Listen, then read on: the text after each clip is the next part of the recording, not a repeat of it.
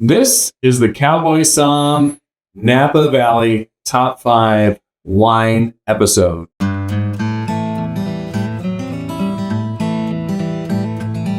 going to go through my favorite top 5 wines from Napa Valley. I've toured a lot of Napa Valley over the years, and I haven't been everywhere, so there's still wines I haven't tried. Also, I do have a financial background, so you're going to see a lot of these have a little bit of a value calculation to them. So unfortunately, you're not going to see Screaming Eagle on this list. However, if you would like me to try Screaming Eagle to see if I should put it on my list, I'll be happy to receive a bottle and I'll try it online for you. But anyway, this is my favorites of the wines I have tried. And so let me just dive into it. The Napa Valley CowboySomm Top 5 Wines. Here at number 5 is Reynolds Family. It's the creation of Steve and Susie Reynolds. Steve is actually a dentist, and he sold his practice in 1994. They bought a run-down chicken farm in Napa and began to transition it to a winery. They released their first red blend in 2001. They called it Persistence. In 2011, Reynolds Family had their Stag's Leap Cabernet Sauvignon win number 10 wine in the world in Wine Enthusiast. Pretty amazing award. Just last year, Reynolds Family received the silver medal in the Sommelier Choice Awards, and they are known for their mustard flower label. You'll see the mustard flower here. They have a couple different versions of the mustard flower over the years. When you go there, if you go there in the spring, they have an amazing lake right in the middle of their property, and surrounding that property will be just thousands and thousands and thousands of these mustard flowers. It's really a beautiful sight to see. They also kind of grow up and down the vineyard aisles there in between the rows of grapes. So it's really cool to see that this mustard label actually relates directly back to the property there that Reynolds Family owns.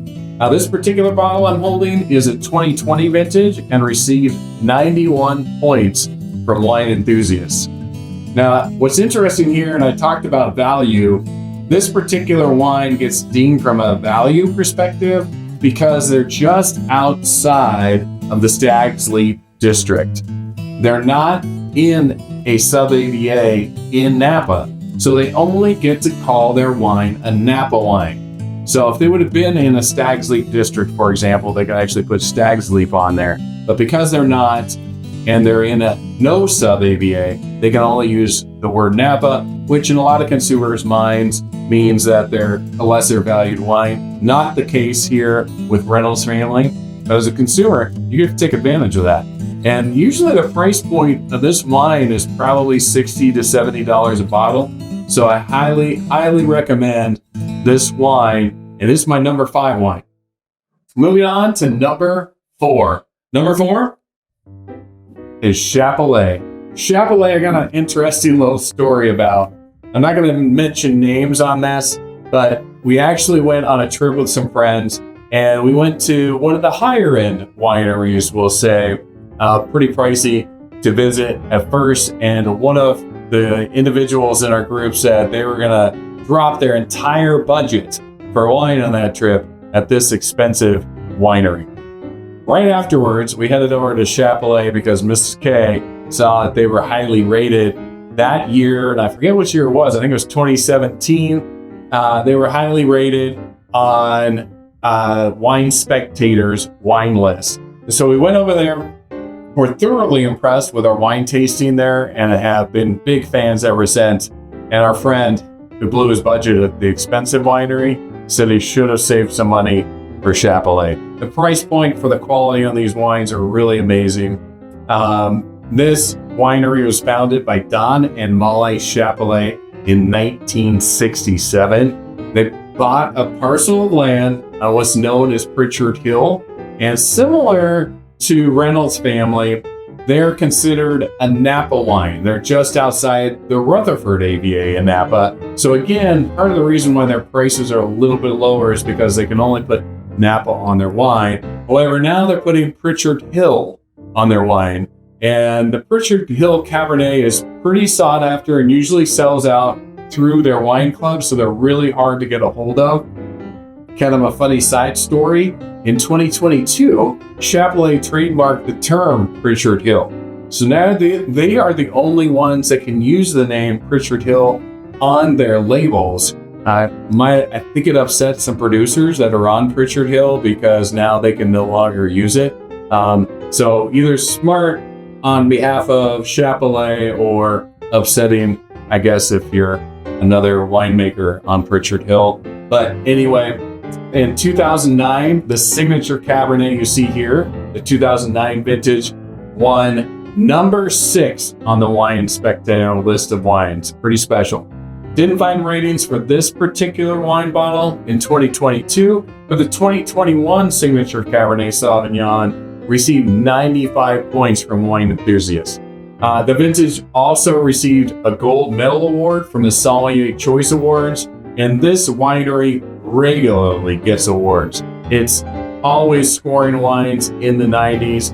It's a great value wine. It's my number 4 Napa wine. Number 3, little known winery, pretty new in the Napa world, Reverie 2. Reverie 2 was formed, Reverie was formed by Norm Keegan. He was from New Jersey and he formed that in 1993. The winery was located in the northernmost part of the Napa Valley. But in 2002, Norm met a gentleman by the name of Grant Long Jr., and Grant was so inspired by the meeting that he joined Norm in making Norm's Vineyard dreams come to life. Fast forward to 2017, and Grant Long Jr. bought 26 acres at the base of Howell Mountain and started Reverie 2.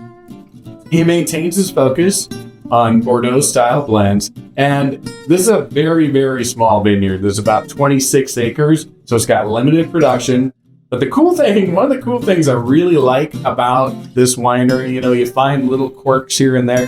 One of the tricks they did is they actually put a ball marker over the cork at the end of this bottle. So for all you golfers out there, you get a little extra gift with each bottle of wine. You can mark your ball on the green with the ball marker. But anyway, they don't have too many reviews that I could find in regards to Reverie 2. As I said, that's pretty much a result of the newness of the winery. They are a great visit. If you get to Napa, I highly recommend it. It's a quaint little tasting room. The team is very, very personable.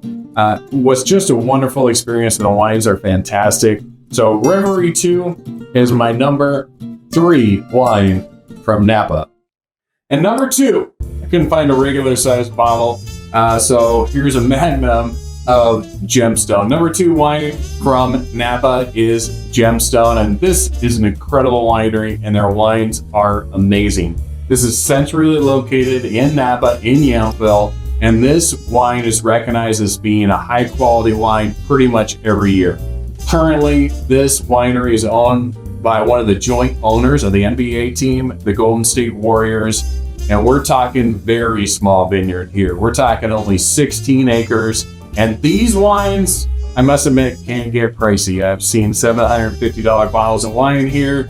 Now they do have a line of great bottles of wine in that $175 price point, which I know is still really pricey. But this is just an incredible wine. If you ever get a chance to try it, cherish the moment, because it's really special.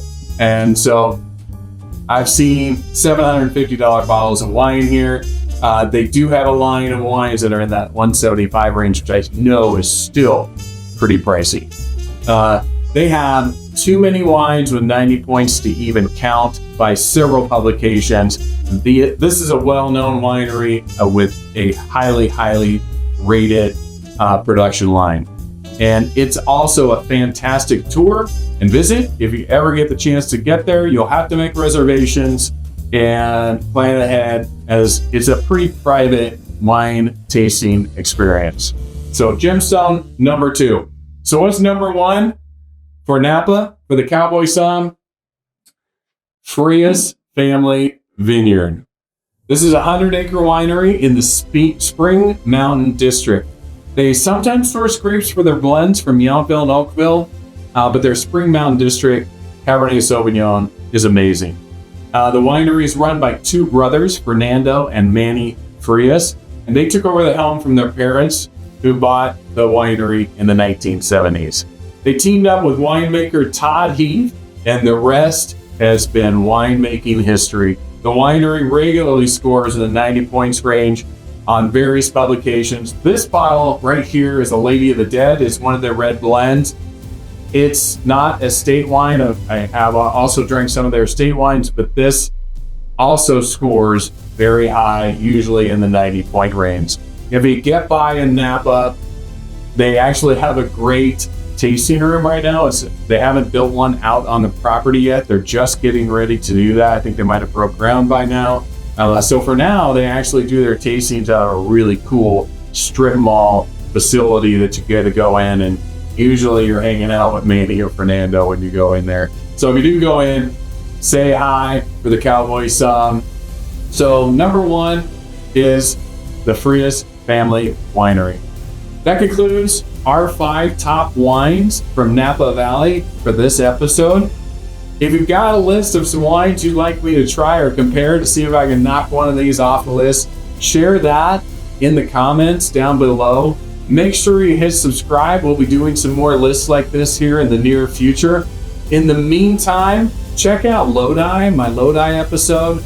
They actually make some of the quality grapes there, or grow some of the quality grapes there that they blend with some of these Napa grapes these days. So check out that Lodi episode. I'm going to say so long for now, but I hope I get to see you somewhere on the wine trail.